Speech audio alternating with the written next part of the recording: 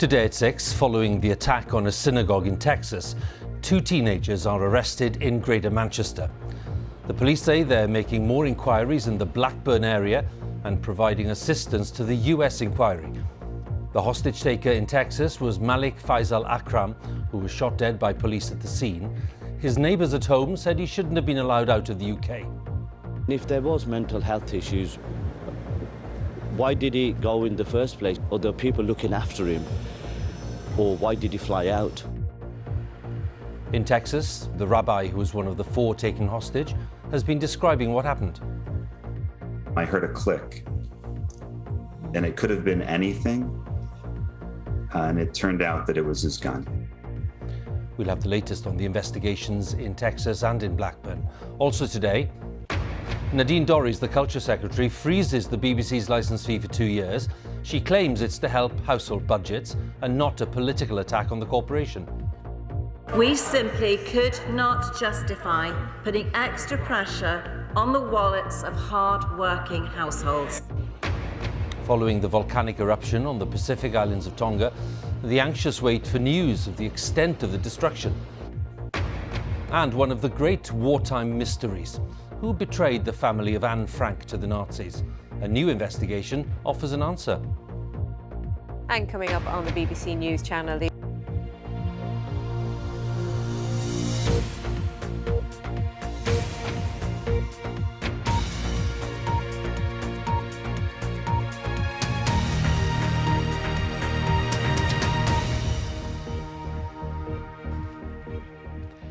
Good evening. 2 teenagers have been arrested today in Manchester as part of inquiries into a hostage-taking incident at a synagogue in Texas on Saturday. The attacker was a British man named as Malik Faisal Akram from Blackburn, who was shot dead by police at the scene after a 10-hour standoff. He'd taken 4 people hostage, including a rabbi, and they all survived unharmed.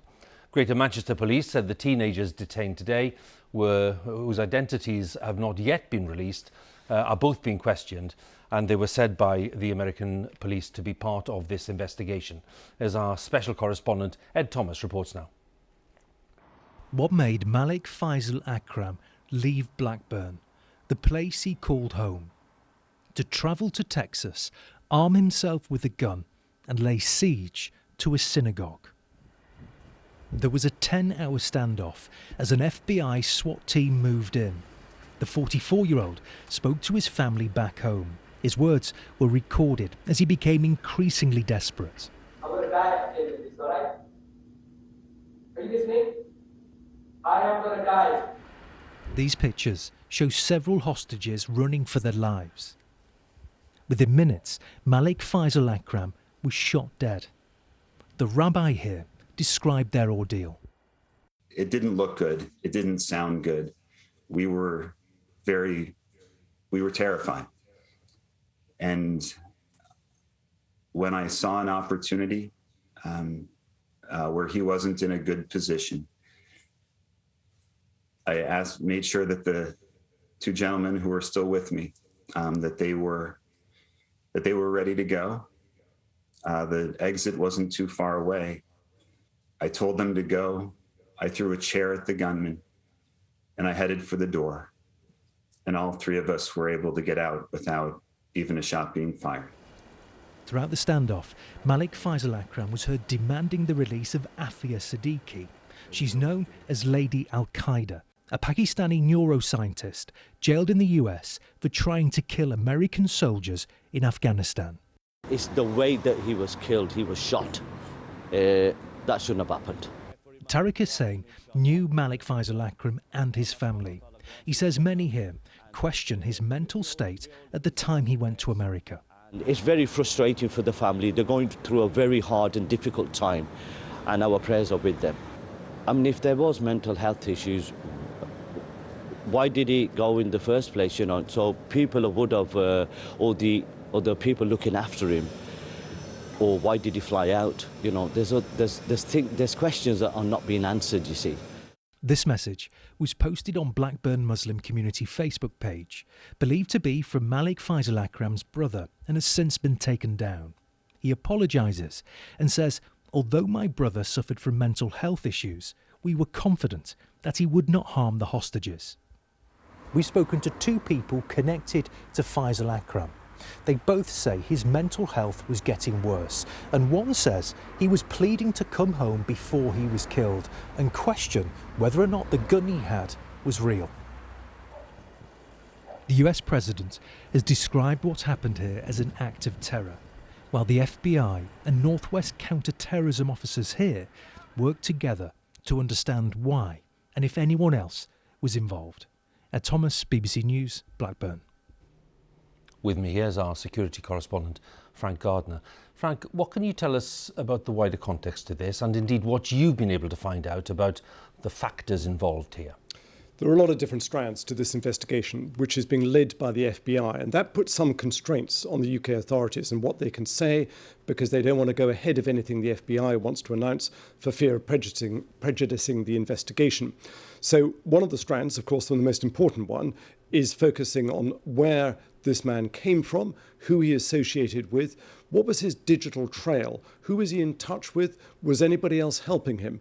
One of the mysteries of this is how, with a criminal record, he was able to fly into the United States with very little money, get all the way from JFK in New York down to Texas, choosing a synagogue, targeting a synagogue where allegedly he ranted at some length against Israel and Jews.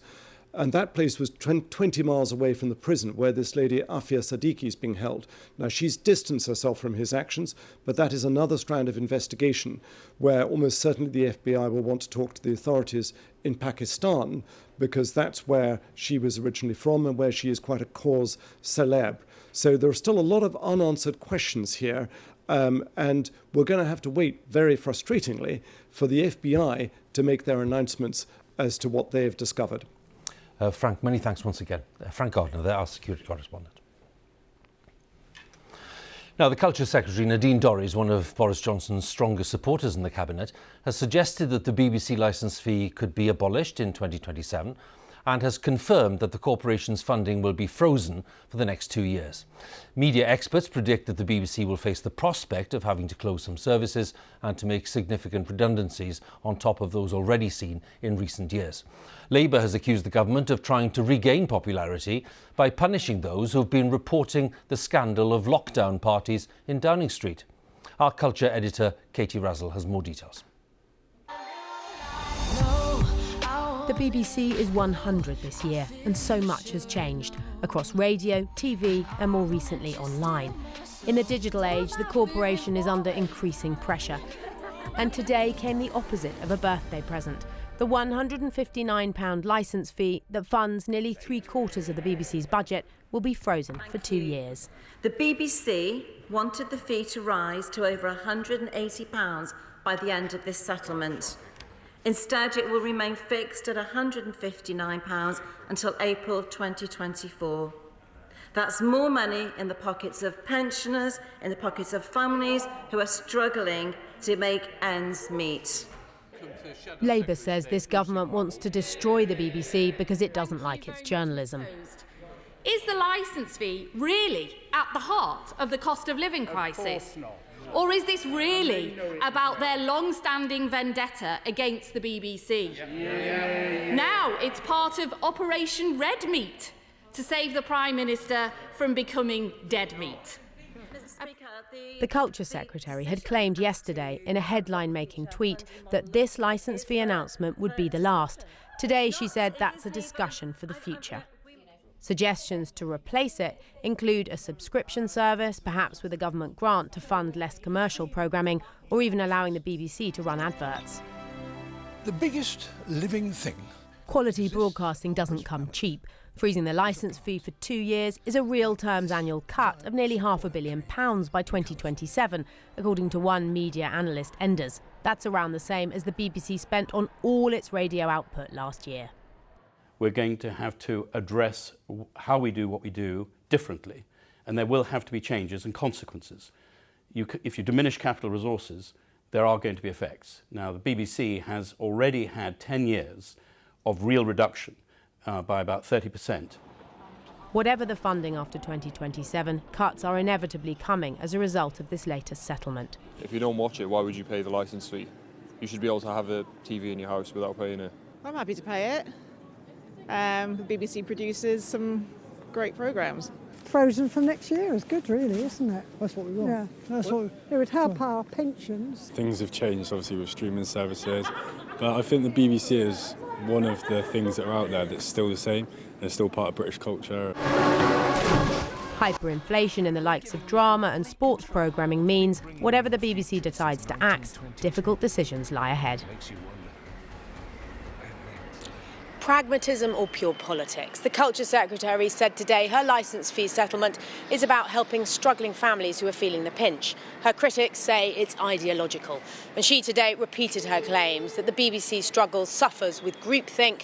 Many in her party and further afield agree. The BBC board met last night in response to her unexpected announcement on Twitter. Katie, many thanks for the latest thoughts there on the debate on funding for the BBC. Katie Razzle. Well, this evening, Number 10 is continuing to face questions about gatherings in the building during lockdown. And indeed, in the past hour, the Prime Minister's former chief advisor and now one of the leading critics, Dominic Cummings, has said that he did warn Boris Johnson that a planned event in May 2020 should not go ahead. Let's talk to our political editor, Laura Kuenssberg, who has more on this. Laura, what have you found? Well, Huw, this is quite the saga, but viewers will remember that amongst a string of claims that have been made about what was going on in Downing Street behind the black door during lockdown is one central allegation about a gathering for staff inviting as many as 100 people in May 2020. Now, the Prime Minister admitted to the House of Commons and apologised for that event taking place. He said that he was there for around 25 minutes or so. It had been arranged by one of his most senior and, in theory, trusted civil servants, Martin Reynolds, who is his private secretary.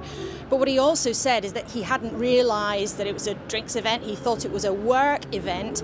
But in the last hour, Dominic Cummings, who at the time was one of his most senior advisors, who's now Boris Johnson's nemesis, really, he has said on the record in one of his blog posts that he discussed this with the Prime Minister and he warned him that this event should not go ahead.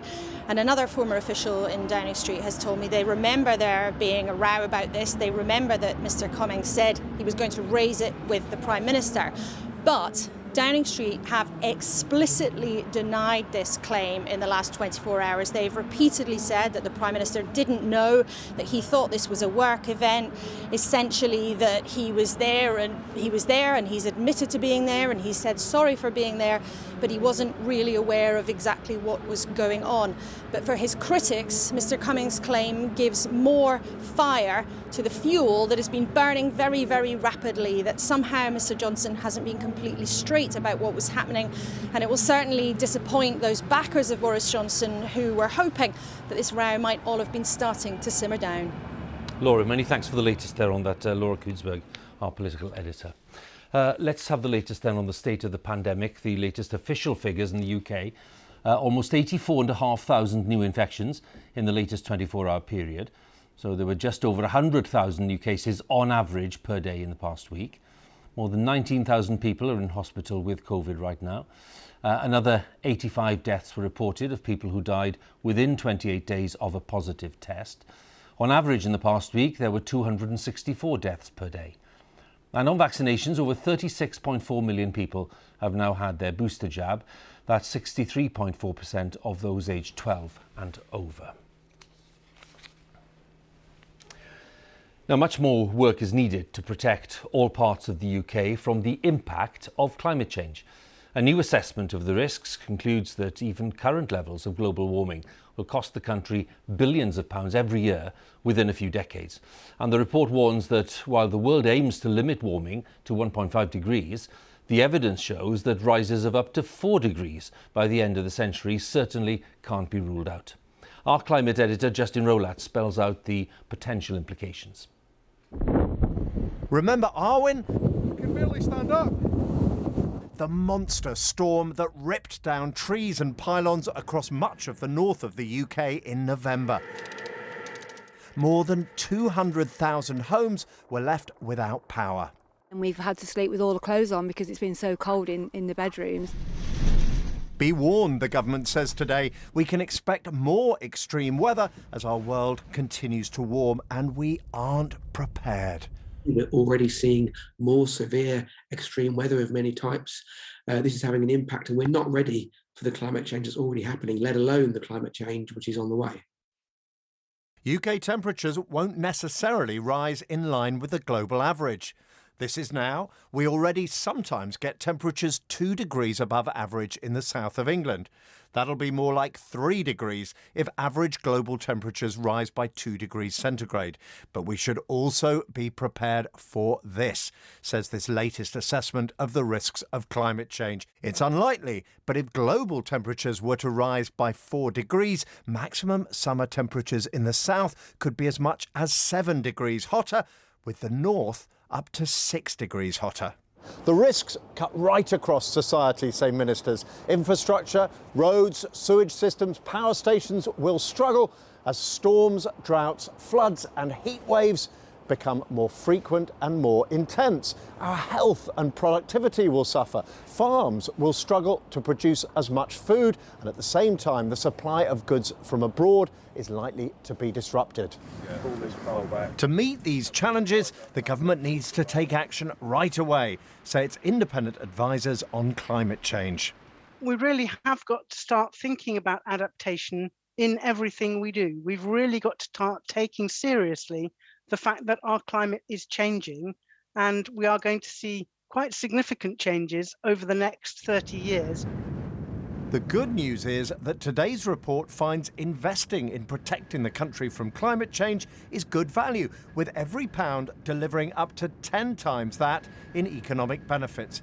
But we all need to begin to make these investments now if we're going to be ready for the coming storms. Justin Rowlatt, BBC News. Time is 17 minutes past 6. Our main story this evening.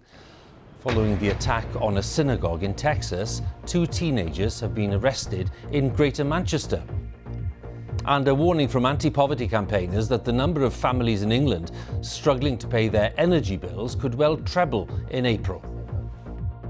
Coming up in Sports Day on the BBC News channel, is Roberto Martinez on the way back to manage Everton a day after sacking Rafa Benitez? The club have made contact with the Belgian Football Association to gauge interest in a return from Martinez.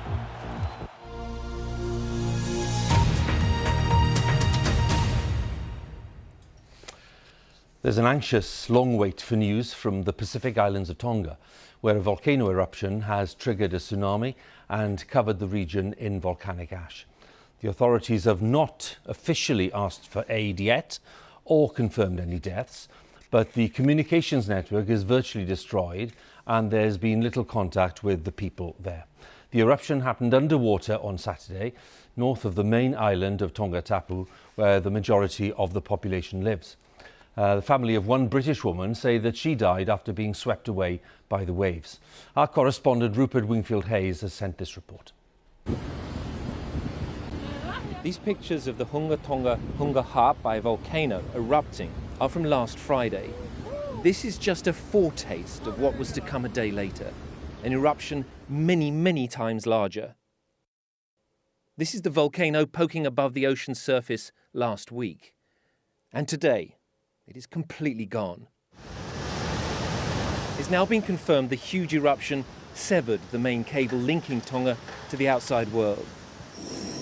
This morning, New Zealand dispatched aircraft to try and find out what is going on.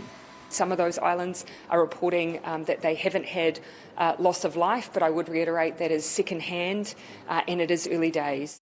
This evening we learnt this British woman, Angela Glover, was killed by the tsunami that hit the island on Saturday. She'd moved to Tonga in 2015 to open an animal shelter. She died trying to rescue her dogs. The strange thing was the uglier the dog, the more she loved it. Her initial call to go to Tonga was to swim with whales, which she did. And beautiful girl. She's irreplaceable. Offers from New Zealand and Australia to help Tonga are being complicated by the COVID pandemic.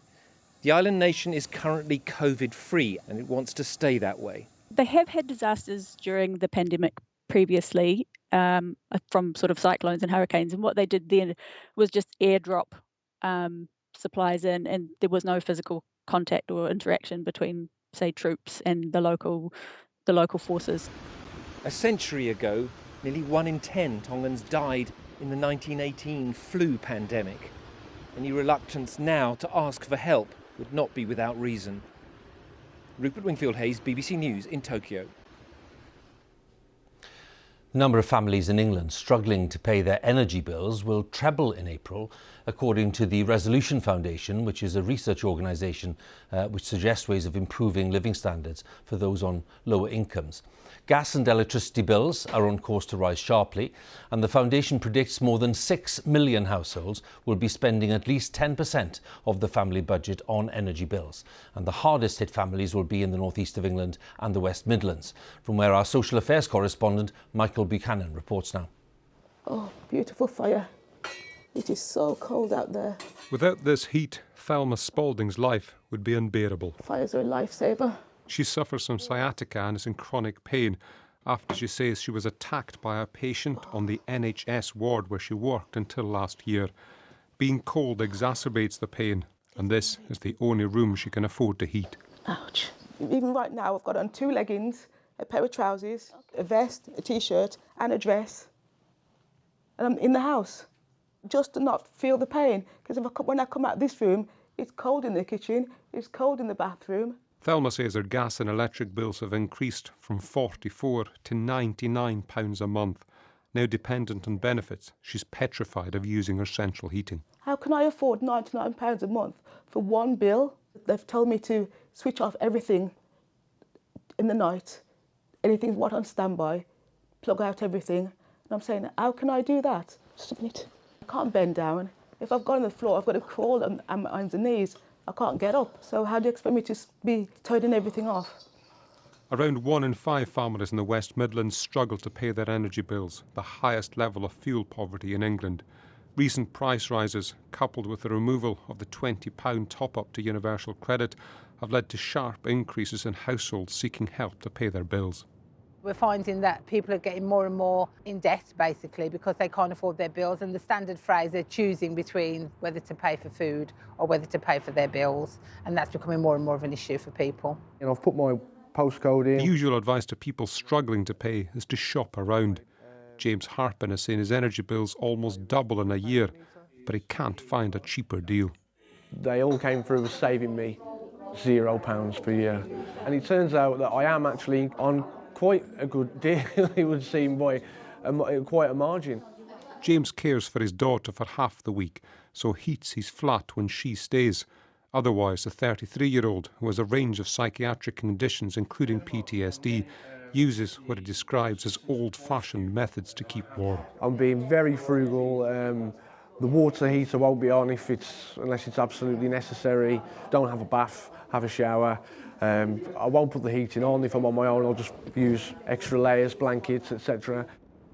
The government says it has put a range of measures in place to support households and will continue to listen to consumers and business on how to manage their energy costs. But there's only so much government can do, and behind many doors live many stressed families. It's not right. You work all your life thinking if anything's to happen, you're going to get some help, and you don't. Everything's just going higher and higher and higher, and you get so depressed, you don't know what to do. You need some help. Okay? Michael Buchanan, BBC News, Sandwell in the West Midlands. In Northern Ireland, a vigil has been held at the Parliament Buildings in Stormont in memory of the murdered teacher Aisling Murphy. The 23-year-old was killed on the banks of the Grand Canal outside Tullamore, County Offaly, last Wednesday. Thousands have attended vigils in different parts of the world in recent days, and the nature of Aisling's killing, late afternoon in a quiet rural area, has renewed calls for more to be done to tackle violence against women. Police have said today that they've identified a new person of interest in their investigation, and that person is currently in hospital. Our correspondent Emma Vardy has the latest. The sense of grief and shock over the murder of Aisling Murphy has travelled from this town in rural Ireland across the world. A talented musician playing here with her sister, Aisling was also an Irish speaker, and her career as a local primary school teacher in her hometown of Tullamore had only just begun. She was the girl next door. She loved clothes, she loved socialising with her friends. We're struggling as a community, we're struggling to grasp it ourselves. This was the canal path where Aisling Murphy went jogging after school. The Irish police say she was strangled and that she fought with the killer, who may have been injured when he fled the scene. They're waiting to question a man who's recovering in hospital with injuries that have raised suspicion. People have found this difficult to comprehend. What officers say was a random attack along this popular route in broad daylight. And what happened here to Aisling Murphy has sparked a reaction much further afield. In towns and cities across Ireland, in London and as far as Australia, tens of thousands of people have gathered in Aisling Murphy's memory. But more than that, to unite in calls for a change in society so women and girls can feel safe. If we are to break the cycle of male violence against women, we need to develop an enforceable zero-tolerance approach towards misogyny and sexism. That's to end all violence against all women in all of its forms. At Stormont in Northern Ireland today, the Deputy First Minister Michelle O'Neill called for a cultural shift. Ireland is still in disbelief, but there is also a sense of defiance and hope that Aisling Murphy's death can also bring about change. Emma Vardy, BBC News, Tullamore. The tennis player Novak Djokovic has arrived home in Serbia after being deported from Australia. Djokovic, who's unvaccinated, can't be granted another visa for 3 years, although the Australian Prime Minister hinted that that could change. His next chance to win a record 21st Grand Slam title is at the French Open in May, but the French government says no exemptions will be given to the current rules, which ban unvaccinated players from competing. Well, this is a question that's plagued historians ever since the end of the Second World War. Who was it that betrayed the family of Anne Frank to the Nazis? Anne died in a concentration camp in 1945 at the age of 15 after 2 years in hiding in Amsterdam. Her diary, published after her death, is probably the most famous first-hand account of Jewish life during the war. Using new investigative techniques, detectives have revealed the identity of the man who's thought to have betrayed the Frank family. Anna Holligan reports now from Amsterdam. The final entry in Anne Frank's diary, Tuesday the 1st of August, 1944. I keep trying to find a way to become what I'd like to be and what I could be if only there were no other people in the world. Yours, Anne M. Frank. 3 days later, the Jewish teenager was arrested. This was the Frank family's hiding place during the Nazi occupation of the Netherlands. And this question of who betrayed the Frank family, who'd lived in this building undetected for more than 2 years until just months before the end of the war, has remained one of the great mysteries of Dutch history. And now this team of investigators have identified a man who they believe is the key suspect, a Jewish lawyer who'd been based here in Amsterdam helping Jewish refugees fleeing Nazi Germany. No DNA clues or video images existed, so the detectives relied on circumstantial evidence and a note. The final suspect became the person who was named in an anonymous note sent to Otto Frank shortly after he got back from the camp, Auschwitz, in which a man called Vandenberg was identified as the betrayer. Otto Frank was Anne's father and the only member of the family to survive the war. The suggestion that the betrayer appears to be someone from within the Jewish community is hard for many to bear. The historic context is critical here. As it turns out, it's a story of a man who was cornered, and in order to save himself, his wife, his children from the gas chambers. While there is still a degree of scepticism that we may never know the true identity of the betrayer, this tale serves as a warning, a lesson of what humanity may be capable of in its darkest time. Yet another way Anne Frank's legacy remains alive. Anna Holligan, BBC News, Amsterdam. Possible answer there to one of the great mysteries of the Second World War. It is now 29 minutes past 6. Let's look at the weather. Matt's with me today. Hi, Matt. Hi there, Huw. Very good evening. Good evening to you as well. First full moon of the year out there tonight. Here it was, rising a short while ago to the east of London behind the telecom tower behind me. And most of you will get to see it if you look generally southeastwards at the moment. The clear skies out there allow that viewing, but it's the same clear skies which lets the warmth of the day disappear, and we'll see temperatures plummet to a widespread frost tonight, exception being with more breeze in parts of western Scotland, Northern Ireland. Could get down to -5, -6 through some rural parts of England, where most likely to see some fog into the morning. Bear that in mind for your cycle or journey into work. That fog will be hanging around during the morning commute, only slowly lifting through the morning. Elsewhere, frosty but sunny start for many. Cloudy in western Scotland, Northern Ireland, but we could see some rain later. And cloud amounts will generally increase for most of you as we go through the day from the south and the west, but some, particularly across northern England, will stick with sunny skies. A bit breezy across the northwest of Scotland, but further south and east, where winds are lightest after that lingering fog, mainly around 3 or 5 Celsius by the time we end the afternoon.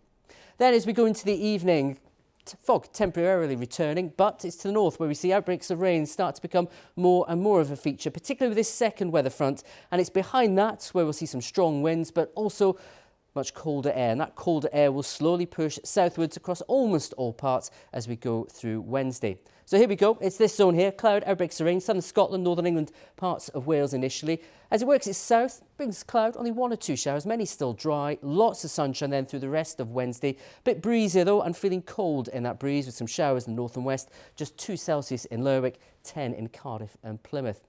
That colder air gives us a frosty start to Thursday, but a dry and bright day for many, and should stay dry into the weekend with high pressure in the south. Still the risk of some frost and fog by night, but you can check all the details for where you are on the website, where you also get an explanation of why our full moons have got names. Huw. Matt, many thanks again. Matt Taylor there for us with the weather. That's all from BBC News at 6. I will be back at 10. Hope to see you then. Now on BBC One, we join the BBC's news teams where you are. Bye for now.